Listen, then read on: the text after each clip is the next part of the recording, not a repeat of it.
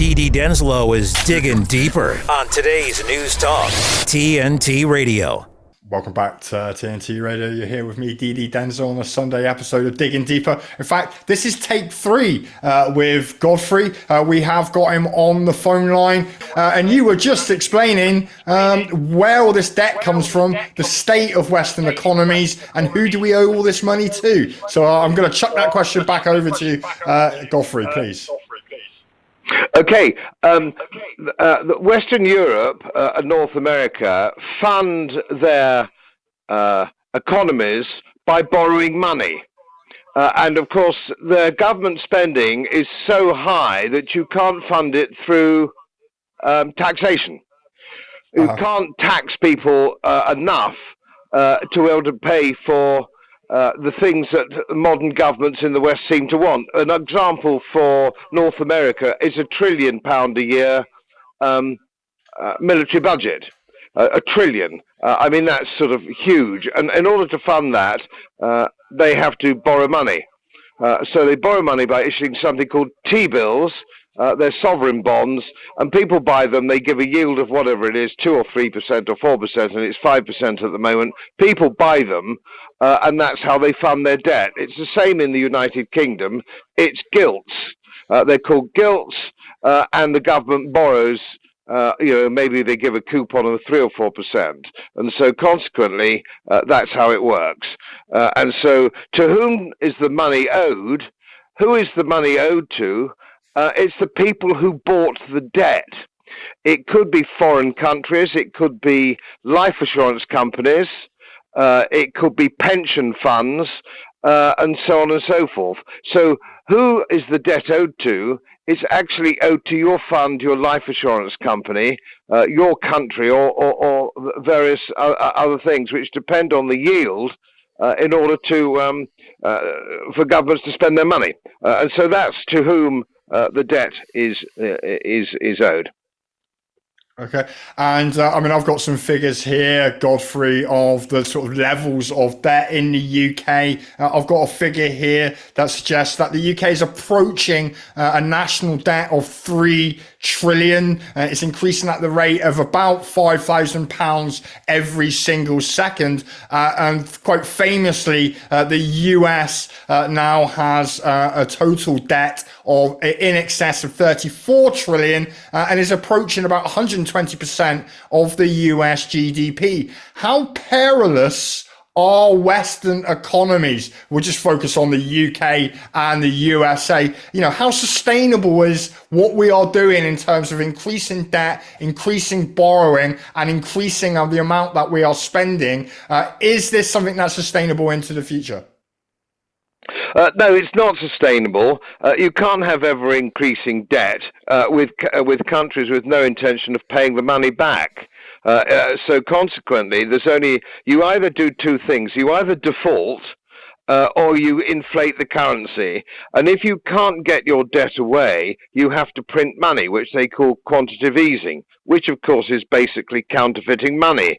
And this is how they work, and it works through the banking system, central banks and retail banks. They will produce this money. They turn the handle and produce this money, and the only outcome of that can be inflation, because monetary inflation, you print more money, you find that your currency is degraded, and the cost of everything that you buy goes up. And of course, everybody listening to your channel today, Dan, will know that prices are getting more expensive every day, and it's because your currency is being degraded. For example, just a couple of days ago, we needed to replace a door, an outer door, on one of our cottages. It cost £1,000 for one door. This is the kind of nonsense that we're dealing with, and I've lived through this in the past, in 1973 and 1974, where inflation was running at 15 and 16%. And that's what happened when you degrade the currency, and we're going there again. And suddenly, of course, people will find interest rates go up to cover the position. They can't afford to pay their mortgage. They can't afford the payments on the car, so on and so forth, or whatever it is. And of course, the economy spirals into depression or recession and then depression. So debt is extremely important. And it's the only way you can tackle it is by cutting government spending. But you will never, ever hear either the Republicans or the Democrats in North America, or the Labour or the Conservative Party in this country, ever talk about cutting public spending. It's more. It's more and more.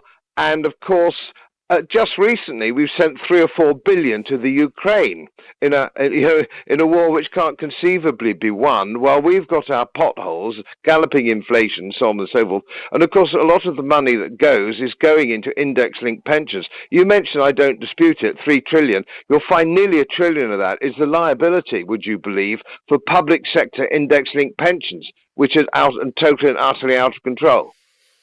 And in fact, on the UK debt, I said it was, it's actually, the figure I've got is 2.961 trillion. That 3 trillion I suggested, that just included a rounding error, but actually the real UK debt may be as high as double that. And it's being hidden through various other schemes and accountancies. What will happen if the world economies, the Western economies, say we can no longer service this debt, we're not going to pay it, we're just going to allow the system to collapse? What would happen? Or could they alternatively just say, do you know what, we'll just keep printing money indefinitely and just keep trying to paper over the cracks? Are either of those are possibilities of ways that the government could get out of this situation?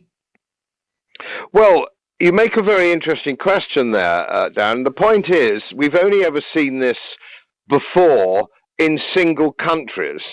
We haven't seen it on a global scale, or certainly a Western scale. So if you go back to Germany, the Weimar Republic in the 1920s, for example, they just printed money and printed and printed and printed because the whole system had collapsed. And that was the Weimar Republic.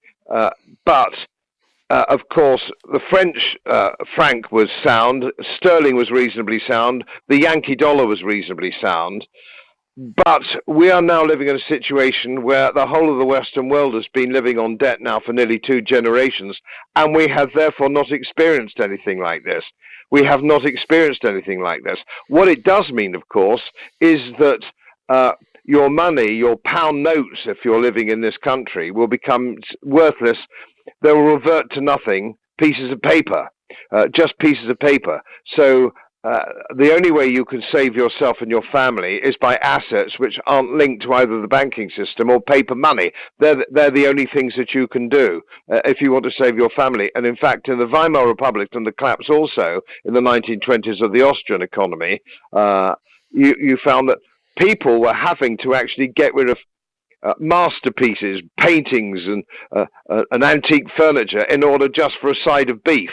You're going to go back to actually feeding yourself, and so we are in for very dark times, I'm afraid. And nobody quite knows how it's going to pan out because this has never happened before on a global scale. So we don't know.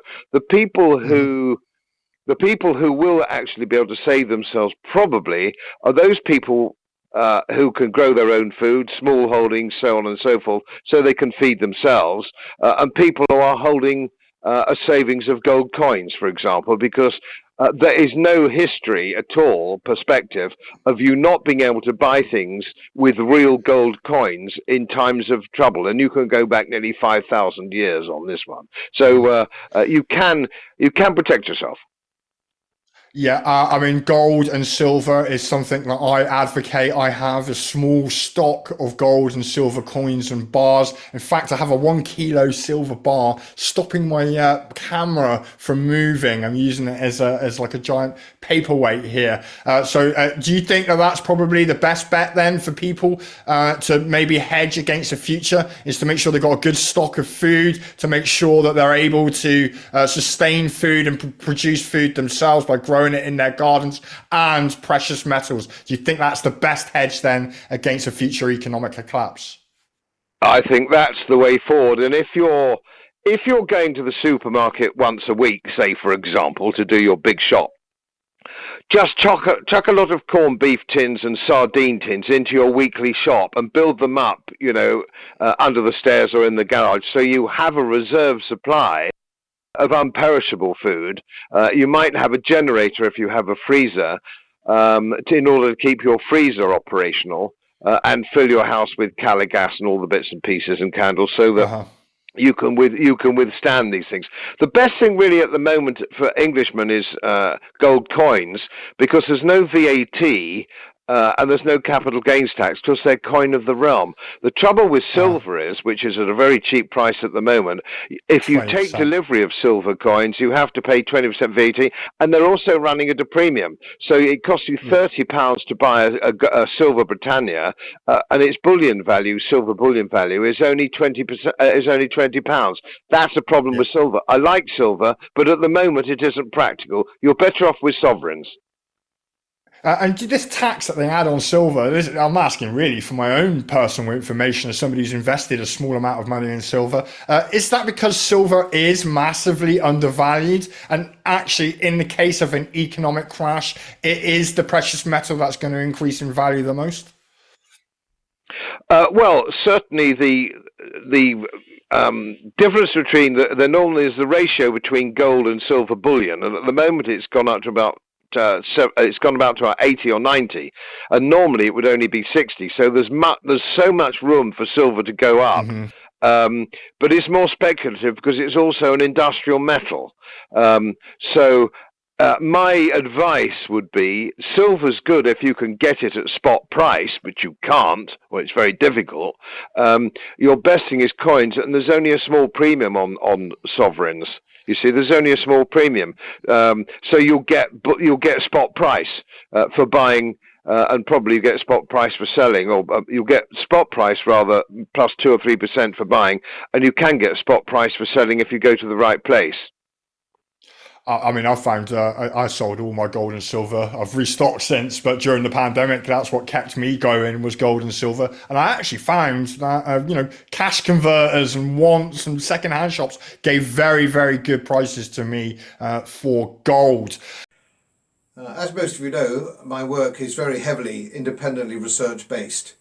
And I get my information from all over the world. It would help if you press the subscribe button and the little bell next to it, because the more subscribers I have, the more likely it is that international independent research institutes will share their material with me. It's most helpful, and then of course I automatically share it with you. So, surprise, won't cost you anything. Thank you very much.